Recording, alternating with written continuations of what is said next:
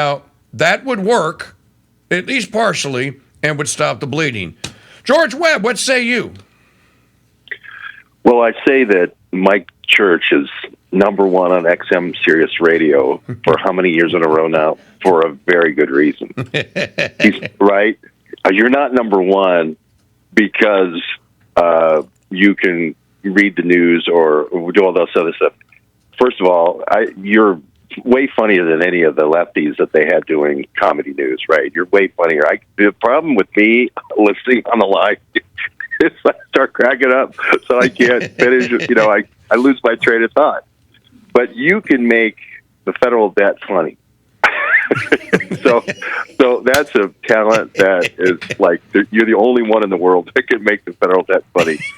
and so when I hear you go through all these stories, it's just so much fun. I mean, John, what's his face on the left had a little bit of that going on. I can't remember his name. Jon Stewart. Jon Stewart had a little bit of that going on, but you do it like nobody. And so when I say, okay, Mike, I want to come on the show, and as much as I love the federal debt, and as funny as you are, I would love to change the subject with your permission. And I'm talking to the grand guy here on XM Radio, because I'd like to get ready to rumble. I want to step into the ring with the FBI, with Trump going head-to-head with the FBI, with your permission, if I could just get that permission from you. No. First of all, we're not on XM Radio anymore. We haven't been since 2015. Their loss. Secondly, absolutely, That's what you call for. We're going to do that. I was just on the subject when you rang the line, and I thought I would give you a chance to ring on it. And we have to take a break because we're up against the clock in a minute and a half. But I just want to read the audience. Okay. The Cheney sanction, how Trump was a threat to continuity of government. Is there still a sanction on the head of President Trump? Wasn't there a TV show about continuity of government? Wasn't Kiefer Sutherland in that show? Yeah, I don't remember what they called the Kiefer Sutherland show. I think it was Black Ops or something like that. I'll have it for you after the break. I promise you. Yeah, but the scenario is the same, that we can't allow they blew up the Capitol building during a State of the Union address, and everyone was there, but someone had to be off site, and it just happened to be the Kiefer Sutherland character, and so he basically had to take over the control of government. But you've gone into since the last time we talked to you, George Webb, and now we have 45 seconds, but you can hold it. It's a quick break, right? Sure. Okay, so the last time we talked to you, we were Act Blue community snipers, and Crooks was acting as a spotter for this guy named Urick. And there were two guys on the roof and not one, and that's what the audio and the videotape evidence has shown. Interestingly enough, yesterday, and Assistant Director Abate and Chief Keystone Cop in charge Rowe, nothing about any. It's a single guy, single shooter. We know what happened. This and that and the other. So. Hold that thought. We're going to come back with George Webb, investigative journalist, after the timeout here. And we'll pick all this up. And believe me, you're not going to want to miss this segment here, so don't. Let's go back to the Dude Maker hotline here, and we'll bring George Webb, investigative journalist, who was on the scene in Butler Township. Then he was on the scene in Pittsburgh. And yesterday he was fly fishing in the Allegheny River. So I don't know where he is today. So you were near some flowing body of water yesterday. Yeah. Well, first of all, Mike, I got to say your commercials are funny too, because when you say you're going to put Bezos in the chopper, I know you're not saying a violent thing. I know you're not actually talking about putting Bezos through a wood chipper. I know that. No. Right? You're just kidding. You're kidding. Right? Totally. Okay. Yeah, you're not. Totally. Yeah. ShopMikeChurchBooks.com is not a violent organization at all, but it is a funny commercial. Put him in the chopper.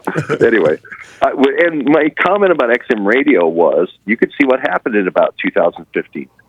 Oh my gosh, these really funny guys that aren't doing our stuff, we got to get rid of them. Yes. Right? Because remember, wasn't what's his name, Howie Mandel, and did they have the other guy, the New York jock on there, Howard Stern?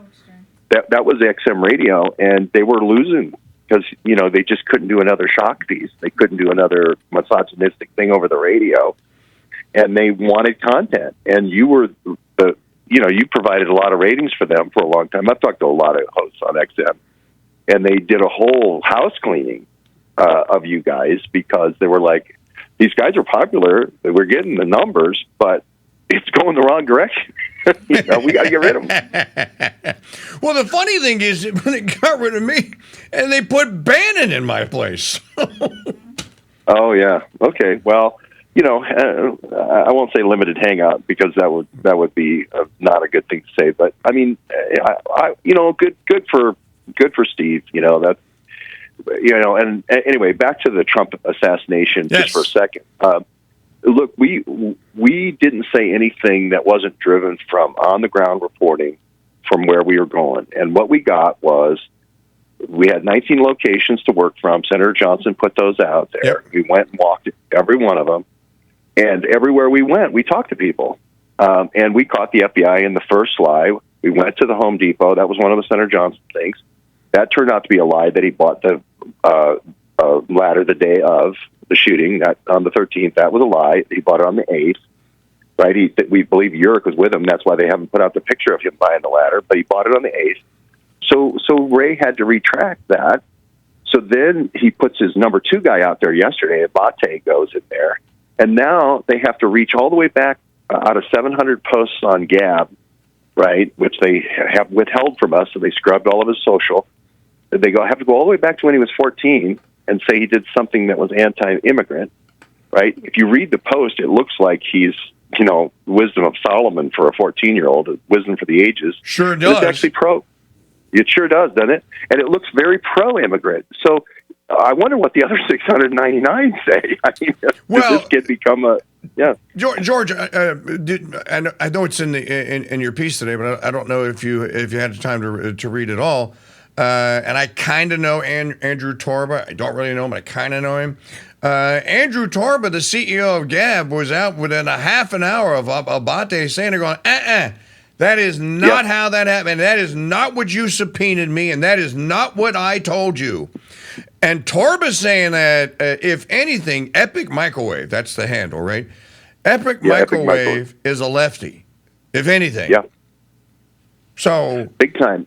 And Torba's smart to do that because he knew we were on the ground talking to everybody at all 19 locations. We talked to as many people as wearing shoes. That's how we limit our selectiveness. We talk to everybody, right? So he knows that the truth is going to come out sooner or later, and he doesn't want to have egg on his face with these other 699 things come out. But my point is, this is even before Biden, going all the way back to 2019. They had to go through all the way back, right? He signs up with Act Blue in 2000 when he's 17, and right around that 2020-21 time frame. So he's not only pro-Biden, he's pro-DNC before he's pro-Biden, and that's the big story that's not out there yet. But down goes Abate. First, Ray's caught in a lie. He drops out. He says, I'm going to give this over to my number 2. Number 2 comes out and falls on his face with the first thing he does with the Gab thing. I think the next thing is coming with the rifle, the DR-15, which I think is a lie. I think the CT-15, and I won't go into the technical details, but it's a much higher energetic sniper rifle.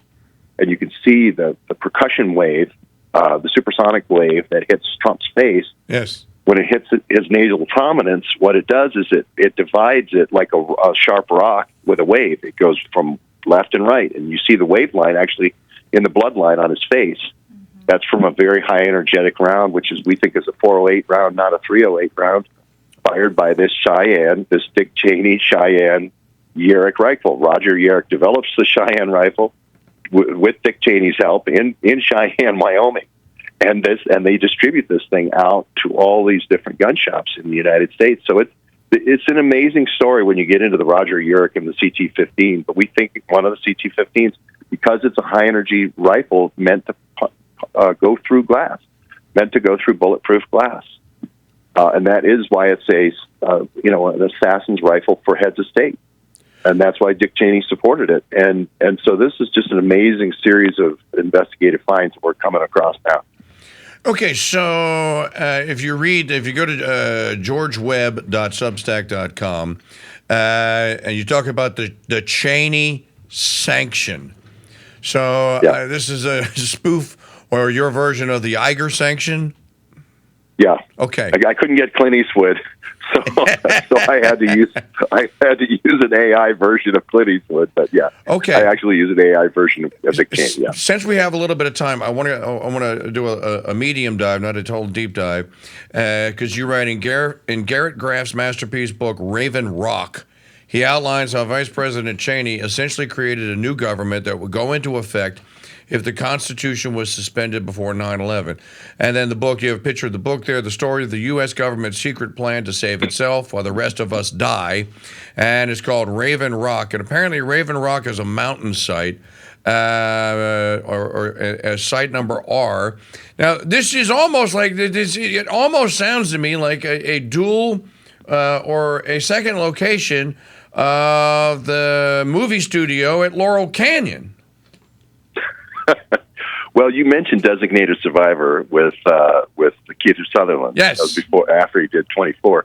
It is sort of like a Designated Survivor, only this, instead of Keith Sutherland running HUD, it's Dick Cheney as vice president. And that actually happens on 9/11. Cheadle, the director of the Secret Service, is the person who the person who was in charge of the Trump, thing, who just got fired. Yes. She was in charge of giving Dick Cheney the keys as president.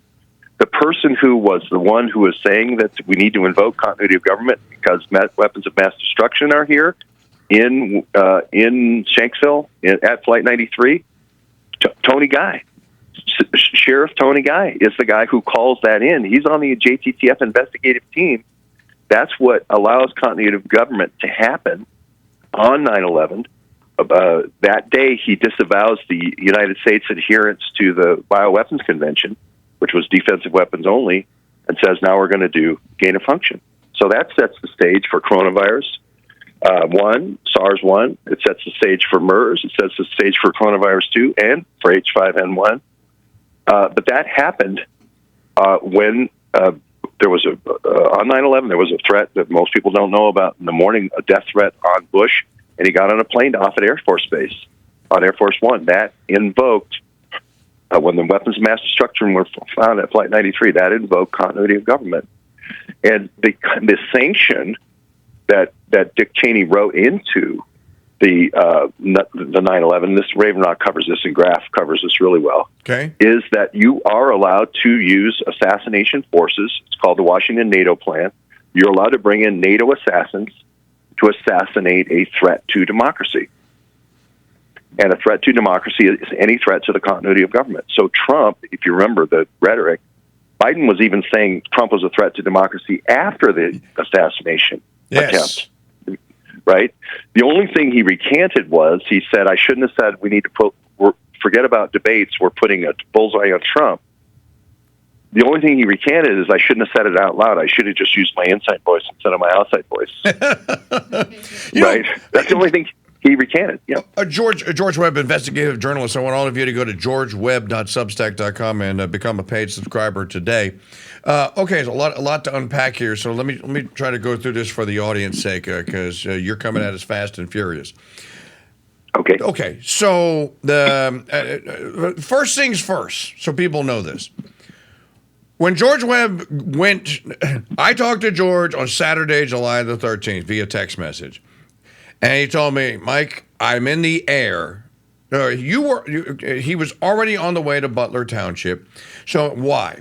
Okay. This is what they don't expect to happen. They expect that people are going to remain internet sleuths. And George, they're not worried about people being internet sleuths because they run Google, Pridebook, Yahoo, and all the news services. The only thing that's going to be available is what they want to be available. Am I right? Yeah, absolutely correct. Okay. They are not expecting gumshoe Sam Spade, gumshoe George Webb. They are not expecting anyone to want to win a Pulitzer Prize and to actually go to Butler Township and go to the Pittsburgh field office and go to Crooks' school and go to the shooting range and go to the Home Depot and actually start doing old-fashioned like you're on an episode of Dragnet, flashing photographs out. Have you seen this, man? They are not expecting, and isn't that just so typical of government and most people today? Lazy, just do it on the internet. They're not expecting old-fashioned police work and investigative journalist work to be done. Am I right? Exactly correct. And I'll tell you, I'll give credit to the guy who taught me that, is Dan Hopsiker. And he had a whole bunch of things about the assassination attempt at Longboat Key the morning of that threw the continuity of government into a consideration. He said, you got to get there before they destroy all the evidence. About 2 days in, they came with a big FBI van and they took all the evidence out of Venice, where the Muslim guys were learning how to fly at the Venice airport. And they pushed it all into a van and drove away. So he said, you got to get there before they drive. The van comes, the cleanup crew comes with the power washers and the vacuum cleaners. And that's what I did. And I was driven through the middle of the night to get to Butler the next morning as quickly as possible.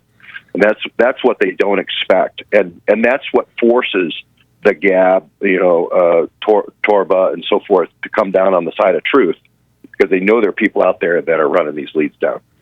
And okay, so and then what happens then, and what begins to transpire, is that the evidence leads you on to track down as you're going through the leads here, and then you run up against the fact that this guy that you mentioned, who is now the sheriff of Beaver County, Tony Guy, was the guy that's on the ground when Flight 93 crashes into the ground in Shanksville, Pennsylvania.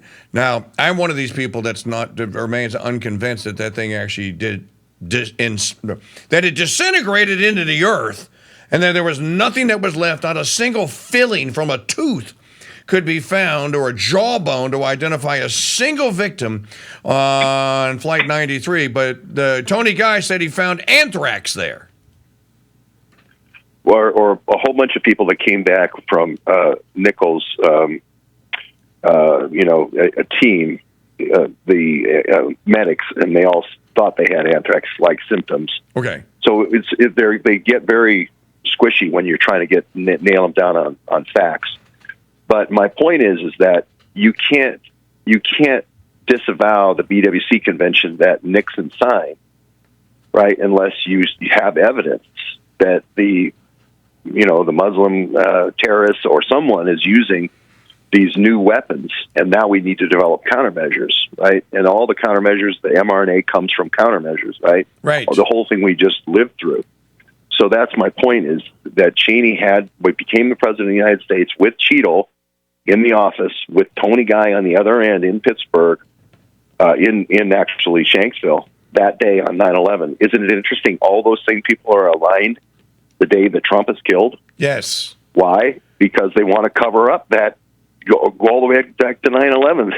They don't want this out, and Cheney is, there's a lot of people that have suicided, by shooting themselves with a sniper bullet from 1,000 yards. So this is a good story. It's more than just the Trump assassination. Okay, so and now today we get Trope-a-dope, how to fight FBI lies. Match FBI lies with true memes to pummel their lies into a corner. I don't know if you know who Jack Posobiec is, but I do. I know Jack well. Okay. I've worked with him a lot in Washington, D.C. Okay, so Jack's got a new book out on humans. It's very good. And he and Joshua Lisek, I'm 110 pages in now on humans. I think that the central point of Unhumans, it's unlike any other book I ever read. And I keep saying, I can't believe Steinman und Schuster actually published Unhumans through Skyhorse Publishing, but they did. Jack and Joshua make the point that the only way that you're going to beat communists, if they have come to take over, is you have to punch hard and you have to punch down. Reciprocity across the board.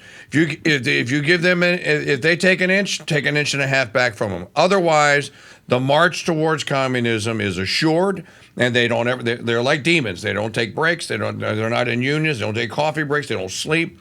They are literally the Terminator from they work like the Terminator from the Cameron movie, like this. It can't be bargained with. It can't be reasoned with. It doesn't feel pity or remorse or fear. And it absolutely will not stop, ever, until you are dead. And then that brings us to this. So you're encouraging people to meme these guys into submission. What kind of memes are you suggesting, and for what purpose? Well, I put about 30 of them in the piece this morning. They're great. I'm not shy about putting examples out there. But, for instance, I put 3 different maps of where the 19 locations are that Senator Johnson put up. And just like, why aren't we talking about these 6? And what I call the stepping stone 6.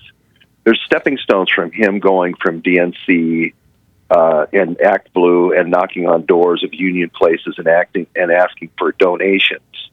That's one thing. That's activism, and that's political activism. That's fine. I have to say, at one point I did that for the other side, right. So I know about it. Okay, but it's a different thing to say. You know what? This isn't getting any results, and Trump's going to be a threat to democracy, and I need to become a sniper through the Antifa program, and I need to take Trump out. The time for knocking on doors is no more. We have to be a sniper. We have to kill Trump. That's moving from nonviolent to violent. And what I'm saying is there's a program to do that. There's sort of a Fast and Furious 2 program. You said Fast and Furious earlier. There is a program to do that. And the same thing, you just think about boot camp. You go to Camp Lejeune, you stand there on the yellow squares for your feet, and then in 16 weeks later, you're a killer. Okay, and you're popping zits when you first come in on the bus. You're popping zits, right? And you're a killer 16 weeks later. And I'm saying the same exact program, just covert, is being done with Antifa, right? And this Washington NATO plan that Cheney put in allows for that, right? And that's the thing. That's the hidden hand here, and that's why they're using these 3 times energetic 408 rounds versus the 308 rounds, and that's why they're doing these advanced scopes and guns and weapons, drones that can shoot bullets, and all these advanced assassination tools. Now, Jack says the communists are the enemy, and I say the continuity of government people is the enemy, and there's only 3 people on the chart. It's Cheney, Cheadle, and Guy. Okay. George Webb, investigative journalist, georgewebb.substack.com. Maggie, I want you to focus in, scroll back up on your page, show everyone on YouTube and on Crusade TV, Social Justice Sniper Factory. You think we made just one? And there are young men going in, and they come out the other side with guns with scopes on them as snipers. Now, this is a meme, but I don't think that you think that this is funny. And I don't think that you think that this is fantasy or that this is science fiction. I think that you actually think that, no. What do you think these people are doing with the hundreds of millions of dollars that they raise, and all of these incel young men that just go missing and are never heard from again? Social Justice Sniper Factory. You mean to say that they actually are manufacturing killers? Yeah, there's 500 Thomas Crooks at least. I say there's 5,000, but my colleagues tell me I exaggerate. But at least 500. It's a program in 35 cities, JTTF cities, in 50 state capitals, JTTF capitals. It's run through the JTTF. And these are resources that are vitally needed in case of insurrection. The program's called MAVNI, M-A-V-N-I. You have to go to my website, Stack, to read about it, but I wrote a lot of books about it. I've been talking about it for 8 years. Wow. And it is a military program which uses unconventional forces to take out threats to democracy. The problem is they're defining what a threat to democracy is. And if anybody has any doubt, they can just remember the last month where they said Trump's a threat to democracy. We're putting a bullseye on Trump. Then the shots ring out. Then they say our only mistake was saying that out loud. But we still think Trump's a threat to democracy. And the piece with Cheney, the Cheney sanction is, the point of the piece is the sanction is still in place. Okay. And they can fulfill the sanction with other people now. Crooks is just one of many. Now, we're going to run out of time with George Webb, so Sure. We'll have to pick this up on another day. But one final point, and I want you to comment on this. I know you know James O'Keefe. Yep. James O'Keefe's first story is directly related to this. He and that woman went to that Acorn office in Baltimore and busted them dead to rights as being Obama Act Blue community activists that were laundering freaking money. What were they laundering the money for? You know, O'Keefe never got to the bottom of that, but we know that Acorn never recovered from that. They just, and I suppose Act Blue just took their place. Do you agree with that, or am I I do. Okay. I do, and I think James did some great work with that. And James did another follow-up piece of money laundering with Act Blue, and I had done a big piece in 2017 with Act Blue to Act Blues on how they stole the Bernie money. But again, this is moving, think about it like the unions. You have a whole bunch of union organizers that are nonviolent, but then they also have the guys that throw you off the roof if you oppose the union, right? Those are the security guys, right? So that's just the same way this is. You know, Act Blue, mostly nonviolent, and most people in that Act Blue never see the violent side. But then there's this sniper side, this guys who throw you off the roof side. Wow. And that is the program, and Cheney does run it. So I'm not saying, and we go down to the actual Cheney rifle that was commissioned, right? That goes through the bulletproof glass, the CT-15. And we believe Trump was hit with the CT-15. So the evidence, the forensics are there, and I think will be borne out to be true, proven correct.